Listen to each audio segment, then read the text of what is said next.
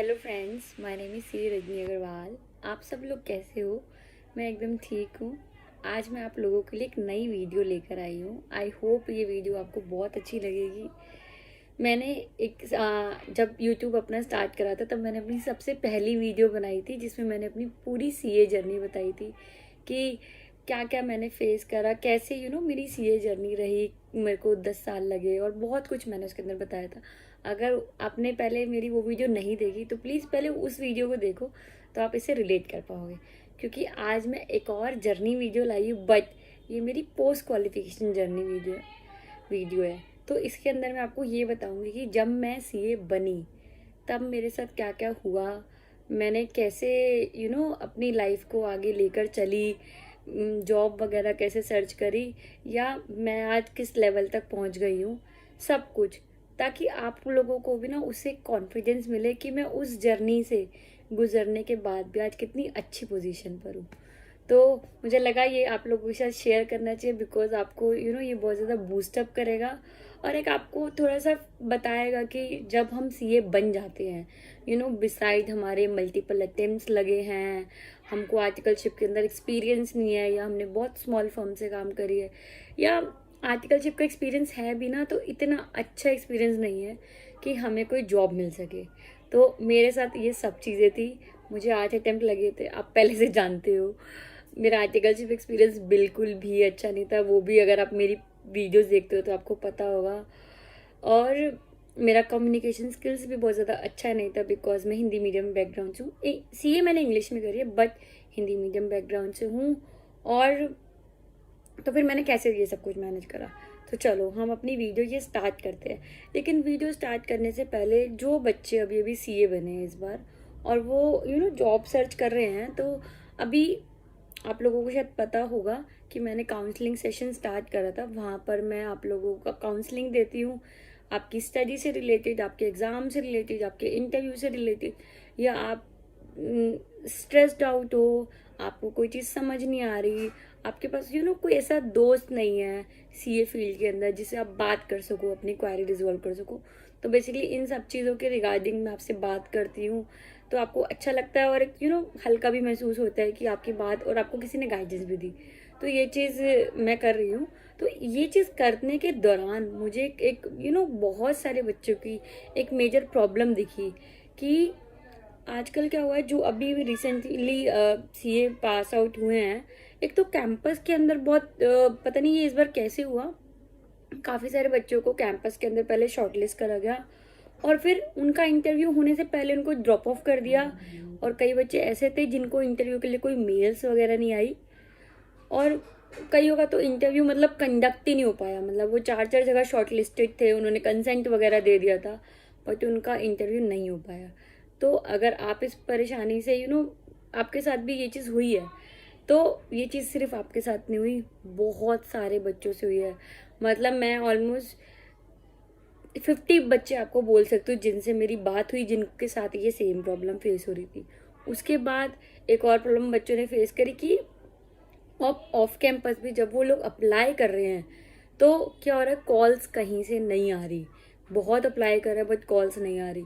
तो ये इस चीज़ से ना आप लोग, मुझे पता है, बहुत ज़्यादा परेशान हो कि यार इंटरव्यू कंडक्ट होगा तभी तो आगे जाके हम मतलब कुछ कर सकेंगे ना, कुछ मतलब इंटरव्यू दे सकेंगे, तभी तो शायद जॉब लगेगी। तो वो चीज़ नहीं हो पा रही। ये वाली प्रॉब्लम भी बहुत सारे बच्चे, मतलब बहुत सारे स्टूडेंट फेस कर रहे हैं। तो आप ही के साथ नहीं है, सबके साथ है। बट देखो, मुझे जो रीज़न लग रहा है कि शायद पहले कैंपस था, इस वजह से ज़्यादा इंटरव्यूज़ नहीं हो पाया होंगे आपके ऑफ कैंपस। और अभी थोड़ा सा ऑडिट की डेट है, क्योंकि ऑडिट चल रहा है अभी 30 सितंबर तक। तो आई थिंक काफ़ी सारे लोग उसमें इन्वॉल्व है, तो इस वजह से वैकेंसीज नहीं निकल रही। प्लीज़ अपने आप को थोड़ा सा शांत रखो। हो सकता है कि नेक्स्ट मंथ आप लोगों के लिए बहुत सारी वैकेंसीज आए, बट अप्लाई करते रहो। तो चलो, आई नो मैंने मतलब पहले ही अभी हमारी मतलब अभी अब तो हमने अपनी मेन वीडियो स्टार्ट भी नहीं करी जिसके लिए आप बैठे हो, बट मुझे लगा ये क्वेरी बहुत सारे बच्चों की है तो उनको बताना चाहिए, तो मैं इसलिए मुझे लगा पहले उनके साथ डील करूँ। अब चलो हमने अपना मेन वीडियो स्टार्ट करते हैं कि सबसे पहले तो मैं कब क्वालिफाई हुई। मैं जो हमारे कोविड वाले एग्ज़ाम थे, जो एक बार दिसंबर 2020 में हुए थे, फिर जनवरी 2021 में हुए थे, तो मैंने दिसंबर 2020 वाले एग्ज़ाम दिए थे और मेरा रिजल्ट आया था 1 को। तब मैं पास हो गई थी एंड मैं बहुत खुश थी। बट आप लोगों ने अगर मेरी पहले वाली वीडियो में देखा हुआ तो मैंने आपको बताया था कि मैं जब सीए बनी ना तो मैं उस खुशी को इंजॉय नहीं कर पाई, क्योंकि उससे जस्ट मतलब 1 वीक पहले मेरा मिसकैरेज हुआ था। तो मैं उसको कभी भी इंजॉय नहीं कर पाई। तो ये चीज़ थी। बट चलो, अब तो मेरा बेबी भी है, सब कुछ है, तो ऑल गुड है। तो आगे स्टार्ट करते हैं। जब मेरा रिजल्ट आया ना, तो एक तो वो वाली प्रॉब्लम तो थी, बट उसके अलावा ये भी था यार, कैसे अप्लाई करूँ, कहाँ अप्लाई करूँ, एक्सपीरियंस अच्छा नहीं है क्या, मतलब कोई बिग फोर लेगी नहीं लेगी। मतलब उस टाइम तक तो मैं यही सोचती थी कि यार बिग फोर के सपने तो मतलब देखने ही नहीं चाहिए, क्योंकि इतने सारे अटेम्प्ट लगे हुए हैं, एक्सपीरियंस अच्छा नहीं है। मैंने तो सिर्फ आरओसी वगैरह के अंदर काम करा हुआ है, तो मतलब कैसे कैसे सब कुछ पॉसिबल होगा। तो जो फरवरी का महीना था एक, तो ये लगा लो पूरा फरवरी निकल गया। कैंपस हुआ, बट कैंपस के अंदर भी मैं सिर्फ जेनपेक के अंदर शॉर्टलिस्ट हुई थी और वो इंटरव्यू बहुत बकवास गया था, तो वहाँ पे भी कुछ नहीं हुआ। तो उसके बाद मुझे ना डर लगने लग गया, जैसे अभी आप में से बहुत सारे बच्चे रिलेट कर पा रहे होंगे कि मुझे सेल्फ डाउट होने लग गया अपने ऊपर कि यार मतलब मेरे अंदर ही शायद कुछ कमी है, मुझे कुछ चीज़ें आती नहीं है। और जब मैं इंटरव्यूज़ दे रही थी तो वो क्लियर नहीं हो रहे थे, तो मुझे लगा कि यार सब बच्चे मतलब दे रहे हैं, किसी की जॉब लग रही है, किसी का कुछ हो रहा है, मेरे साथ नहीं हो रहा। और मैं अंदर ही अंदर ना थोड़ा सा परेशान हो रही थी कि, और जबकि सिर्फ 1 महीना हुआ था उस मतलब उस मंथ को कंप्लीट हुए जब मेरा रिजल्ट आया था। बट मैं उस 1 महीने के अंदर मेरी जॉब नहीं लगी ना, तो मैं एकदम ऐसे पागल सी हो गई कि यार जल्दी लगे जल्दी लगे। और उस टाइम पे मेरे दिमाग में क्या ख्याल आ रहा था कि नहीं, मेरे को जॉब नहीं मिल रही, जो जॉब मिलेगी ना मैं कर लूँगी। जस्ट ये मतलब अपने मन का शांत करने के लिए कि मेरे को जॉब चाहिए जॉब चाहिए। तो मुझे पता है कि उस समय मैं थोड़ा सा गलत थी। तो मैं मतलब आपके साथ अपनी पोस्ट क्वालिफिकेशन की जर्नी भी इसलिए शेयर करूँ ताकि आप कुछ चीज़ें सीख सको। तो मैंने क्या करा, मेरी जॉब नहीं लग रही थी, फिर एक स्मॉल फर्म में मेरा इंटरव्यू हुआ। तो मैंने बस ये लगा लो वहाँ पे ज्वाइन कर लिया किसी भी तरीके से, क्योंकि मेरे को ये था कि यार जॉब चाहिए मुझे। तो मैंने ज्वाइन कर लिया। सैलरी भी 40,000 थी, तो सैलरी भी कुछ अच्छी नहीं थी। बट क्या होता है जब आपको अपने ऊपर सेल्फ डाउट हो जाता है ना कि यार मेरी तो जॉब ही नहीं लग रही है, तो आपको ये लगता है ठीक है जो मिल रहा है ना ले लो। आप लोगों के साथ भी आ रहा होगा कि अगर सपोज आप किसी प्रोफाइल में जाना चाहते हो तो आपको लग रहा होगा कि नहीं यार, अगर मेरे को मेरी मनपसंदी प्रोफाइल नहीं मिल रही है तो मैं जो मिल रहा है वो ले लूँ। नहीं यार, यही हम सबसे बड़ी गलती करते हैं, यही कि आप लोगों को ये अंडरस्टैंड करने की ज़रूरत है कि अभी जो आप सीए बने हो ना, आप एक फ्रेश बैच हो। तो आपके जो अटेम्प्ट की मतलब आपके जो रिजल्ट की वैल्यू है ना, जब तक नेक्स्ट बच्चे जो नेक्स्ट अटेम्प्ट आने वाला बच्चे एग्ज़ाम नहीं देते, क्लियर नहीं करते, तब तक ये लगा लो आपकी ये वैल्यू बहुत ज़्यादा हाई है। और अगर आप 2-3 महीने लगा भी दोगे एक अच्छी जॉब सर्च करने में, तो कोई आपसे नहीं पूछेगा। बट अगर आप अभी जल्दबाजी करोगे कि नहीं जॉब चाहिए, और उस चक्कर में आप सपोज कोई गलत जॉब में चले जाते हो, कम सैलरी में चले जाते हो, तो आपको ना अभी तो सही लगेगा, शॉर्ट टर्म में तो अच्छा लगेगा कि ठीक है मेरी जॉब लग गई। बट 2-3 महीने बाद आपको रिग्रेट होगा अपने डिसीजन पे कि मैंने ये क्या कर लिया। मतलब मेरी बहुत सारे बच्चों से बात हुई तो उन्होंने बोला कि मैम बैंक के अंदर मिल रही है। देखो, बैंक में जाने का तब फायदा है जब आपका इंटरेस्ट हो बैंकिंग लाइन में जाने का, वरना देखो क्या होगा आपके साथ। अभी तो आप चले जाओगे जॉब लेने के लिए कि हाँ ठीक है मिल जाए, लेकिन 2-3 महीने बाद आप परेशान हो जाओगे वो जॉब करके, आपका को अच्छी नहीं लग रही होगी बिल्कुल भी। तो फिर आप क्या करोगे, आप दोबारा से स्विच करने की कोशिश करोगे, और जब उस समय स्विच करोगे तब तक हो सकता है कि नेक्स्ट बैच सीए वाले बच्चों का आ जाए, क्लियर हो जाए, और तब कहीं ना कहीं वैल्यू उनको ज़्यादा मिलेगी। तो अभी ये आपका टाइम है, 1-2 महीने एक्स्ट्रा लगता है, प्लीज़ एक अच्छी जॉब ढूंढो। मेरे साथ क्या हुआ, मैंने जॉब सर्च मतलब ज्वाइन कर लिया 40,000 में, और मेरे साथ ही एक और पर्सन था जो बेसिकली ढूंढ रहा था, और मैं उसको देख रही थी, उसकी जॉब नहीं लगी थी, वो जाता था बट उसको पसंद नहीं आती थी। तो मैं कहीं ना कहीं सोचती थी कि चलो यार मेरी तो लग गई, थैंक गॉड, मैं टेंशन में नहीं हूँ। बट 2 महीने बाद उस बंदे की जॉब लगी पीडब्ल्यूसी के अंदर। तब मुझे थोड़ा सा ये फील हुआ कि उसका बहुत अच्छा डिसीजन था, उसने वेट करा, और कि ये लगा लो सैलरी भी अगर उस टाइम पे लगी होगी तो करीबन 70-75 के आसपास लगी होगी। तो मेरे को ये थोड़ा सा फील हुआ कि यार शायद मैं अगर थोड़ा सा वेट कर लेती, मैं हाथ पैर मारती रहती, तो मेरी भी अच्छी जगह जॉब लग सकती थी। बट वो जो एक हमारी टेंशन होती है ना सबको देख के कि सबकी जॉब लग रही है, मेरी नहीं लग रही, मेरी नहीं लग रही, तो मैं उस प्रेशर के अंदर आ गई और ये सारी मेरे से गलतियां हो गई कि मैंने मतलब एक स्मॉल फर्म में ज्वाइन कर लिया। देखो स्मॉल फर्म से तो पहले आर्टिकलशिप करी थी। अब अगर अपने आप को ग्रो करना है, एक अच्छे मुकाम तक पहुंचना है, तो हमें थोड़ा अपर लेवल सोचना पड़ेगा, थोड़ा अच्छी फर्म में जाना पड़ेगा, थोड़ी अच्छी सैलरी में जाना पड़ेगा। तो ये चीज़ थी। और उसके बाद फिर मैं बताती हूँ क्या हुआ। फिर आया कोविड 2021 के अंदर। तो तब मैंने जिस सीए फर्म में काम कर रही थी, तो ऑफिस हमारा बंद हो गया, कुछ पता भी नहीं था क्योंकि जॉब ज्वाइन करे हुए जस्ट आई थिंक 1.5 मंथ हुआ था। पता भी नहीं था कि आगे जॉब ये कंटिन्यू होगी नहीं होगी, क्या होगा। तो वो स्ट्रेस भी था क्योंकि स्मॉल फर्म में थोड़ा सा ये डर तो रहता है।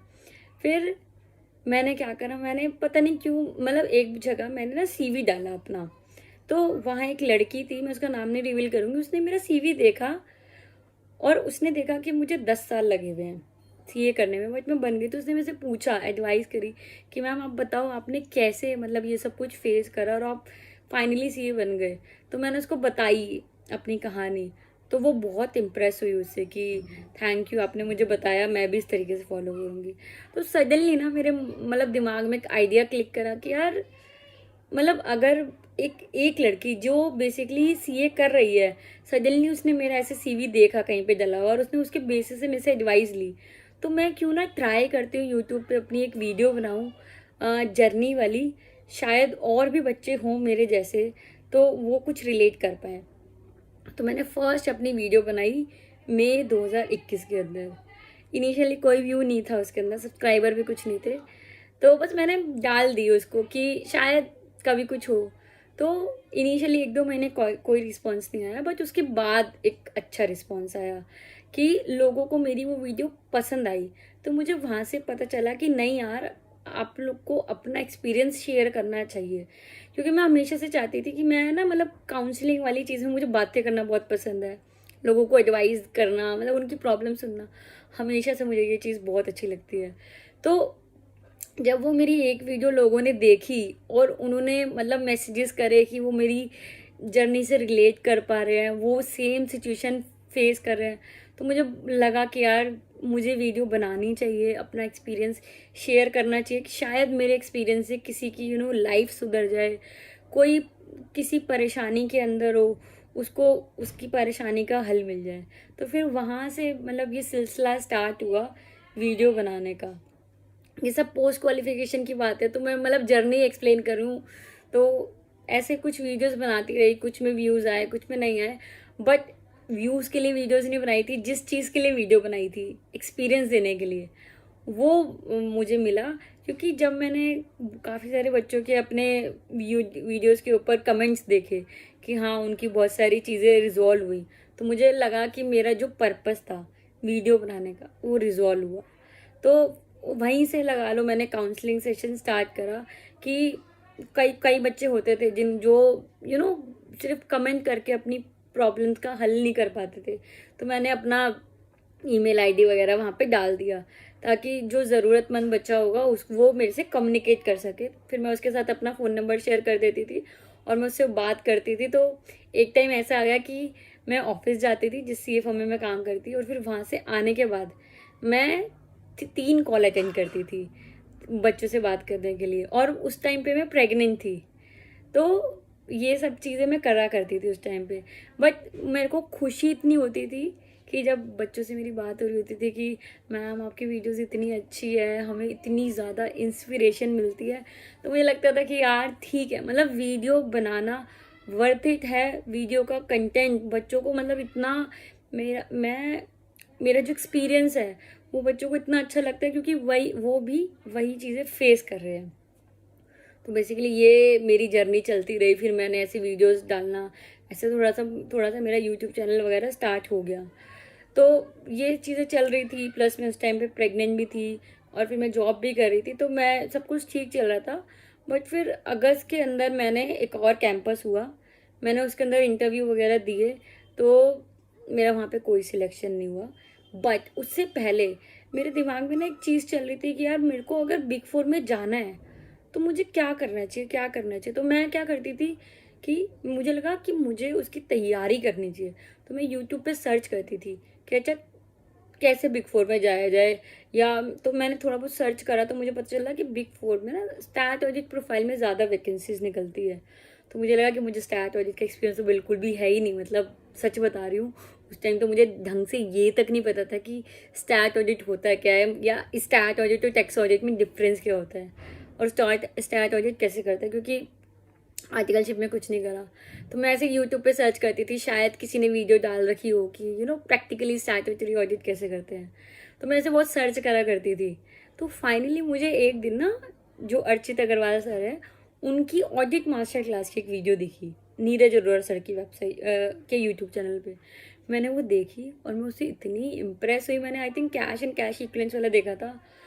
तो जब मैंने वो देखे ना, मतलब उनका यूट्यूब पे वो वीडियो आई थिंक 20 मिनट की थी, इतनी ऑसम थी। मेरे को लगा काश काश इन्होंने ना कोई ऐसा कोर्स लॉन्च करा हुआ हो, क्योंकि मुझे बिग फोर में जाना है किसी भी तरीके से, कि मैं कुछ लर्न कर सकूं और मैं जा सकूं।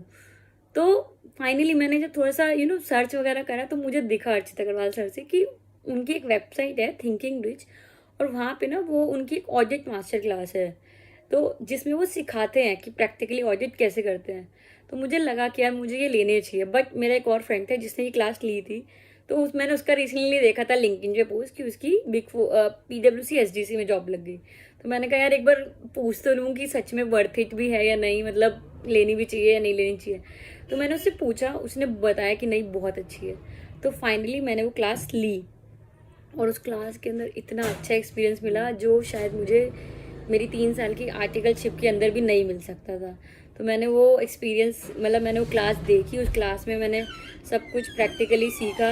मुझे उससे बहुत ज़्यादा एक्सपीरियंस भी मिला। इंटरप्शन, एक्चुअली मेरा फ़ोन स्विच ऑफ हो गया था, तो वीडियो वहाँ पे रुक गई। हम दोबारा से स्टार्ट करते हैं। तो मैं आपको कोर्स के बारे में बता रही थी। तो बेसिकली उसने मुझे बहुत ज़्यादा हेल्प करा। तो मैंने वो जब कोर्स लिया उसके 1 हफ्ते बाद ही मेरा PwC SDC के अंदर इंटरव्यू था, जो कि बहुत अच्छा गया। बट मेरी जॉब नहीं लग पाई, क्योंकि मैंने उस इंटरव्यू में बोल दिया कि क्या मैं अपना इंटरव्यू हिंदी में दे सकती हूँ। तो बेसिकली ये हमें कभी भी नहीं बोलना चाहिए, चाहे हम किसी भी तरीके से टूटी फूटी जो इंग्लिश समझ में आ रही है वो बोले, बट इंटरव्यू से ऐसे नहीं पूछना चाहिए। ये बहुत नेगेटिव इम्पैक्ट पड़ता है इंटरव्यूअर पे इसका। तो ये रीज़न था जो मेरी जॉब नहीं लगी। फिर अगस्त मतलब सितंबर के अंदर फाइनली मेरे को मतलब एक ऑफ़र आया ग्रैंड थॉर्टन से, वर्क फ्रॉम होम का असाइनमेंट था उनका 1.5 महीने का। और तब मैं प्रेग्नेंट थी, तो मेरे से सिटिंग भी ज़्यादा प्रॉपर हो नहीं पाती थी। तो फिर मैंने अपनी वाली जॉब छोड़ दी और मैंने ग्रैंड थॉर्टन वाला असाइनमेंट करा 1.5 महीने के लिए। तो फाइनली अक्टूबर 2021 तक सारा असाइनमेंट वगैरह हो गया। उसके बाद फिर मेरी प्रेगनेंसी की जर्नी थी, डिलीवरी डेट ड्यू थी, और इतने शॉर्ट ड्यूरेशन में कोई असाइनमेंट भी नहीं मिल रहा था। तो फाइनली मैं बस उस टाइम पे जॉब देखा करती थी कि ठीक है, मतलब मैं सीखा करती थी कि अच्छा मुझे क्या पढ़ना चाहिए, कैसे मैं अपने अंदर कुछ ऐसी चीज़ें ला सकती हूँ, अपनी नॉलेज इन्हांस कर सकती हूँ, जिससे जब मैं इतनी कैपेबल हो जाऊँगी, बेबी हो जाएगा, तो उसके बाद मैं इंटरव्यू को जल्दी क्लियर कर सकूँ, जल्दी जॉब लग सकूँ। तो फिर मैंने उस टाइम को जो 6 महीने थे उनको यूटिलाइज़ करा। तब मैंने वो आपने शायद मेरी सीरीज़ देखी होगी कि प्रैक्टिकली ऑडिट कैसे करते हैं, मैंने वो सीरीज़ भी स्टार्ट करी। एंड मैं इतना खुश हूँ कि उस सीरीज़ से कितने सारे बच्चों को फ़ायदा हुआ। इवन आज भी कई बच्चे कभी मेरे से मिलते हैं EY में तो बोलते हैं कि मैम थैंक यू, आपने वो ऑडिट सीरीज़ स्टार्ट करी थी, आपने पता नहीं कंटिन्यू क्यों नहीं करी। बट जितना भी आपने बताया उस ऑडिट सीरीज़ में बिग फोर में ऑडिट कैसे होता है, PPE, cash and cash equivalent, revenue, तो उन्होंने कहीं ना कहीं हमें बहुत ज़्यादा हेल्प करा। मतलब उनको भी हेल्प मिली इंटरव्यू क्लियर करने के लिए। तो आई थिंक हमारी वीडियो बहुत ज़्यादा लंबी हो रही है, तो मैं सोच रही हूँ कि अभी आपने आधा सुना है तो इस वीडियो को यहीं पे ख़त्म करते हैं। अगर आप आगे भी जानना चाहते हो कि उसके बाद मैंने कैसे कैसे कैसे मैं EY तक पहुँची, और मैं EY के साथ साथ और क्या क्या काम कर रही हूँ, कहाँ कहाँ जुड़ी हुई हूँ, और क्या चल रहा है राइट नाउ मेरी लाइफ के अंदर, तो अब बताना, ताकि मैं एक और नई इस जर्नी वीडियो का पार्ट 2 लेकर आऊँगी, और उसमें आपको बाकी सारी बातें बताऊंगी कि बेबी हुआ, फिर मैंने कैसे जॉब सर्च करी, जॉब मिली, और जॉब के साथ साथ में और भी बहुत सारी चीज़ें के अंदर हूँ। तो वो सब जानने के लिए बने रहिए मेरी नेक्स्ट वीडियो के लिए। ये वीडियो यहाँ तक थी, आई होप सो अगर आपको अच्छी लगी हो, और तो प्लीज़ ऐसे ही अपना प्यार बनाए रखना। और बाकी अगर आपको काउंसलिंग सेशन चाहिए हो तो काउंसलिंग सेशन का नंबर डिस्क्रिप्शन बॉक्स में है। आपको मेरी अगर फर्स्ट वीडियो देखनी हो तो उसका लिंक भी डिस्क्रिप्शन बॉक्स में है। और अगर आप में से कोई भी बच्चा थिंकिंग ब्रिज का कोई भी कोर्स लेने का सोच रहा है, चाहे audit master class, GST, transfer pricing, कोई भी, तो आप लोगों के लिए कोड भी है, आप वो कोड यूज़ कर सकते हो, उससे आपको डिस्काउंट मिलेगा। वो कोड मेरा नाम ही है, रजनी कैप्स में। तो बाकी मैं इसको डिस्क्रिप्शन बॉक्स में भी लिख दूँगी। सो मिलते हैं नेक्स्ट वीडियो में। और प्लीज़ मुझे बताना कि क्या आप मेरी सेकंड वीडियो का वेट कर रहे हो, क्या आप आगे जानना चाहते हो। इससे मुझे इंस्पिरेशन मिलेगी, मुझे आगे भी वीडियो कंटिन्यू करनी चाहिए या नहीं। Thank you.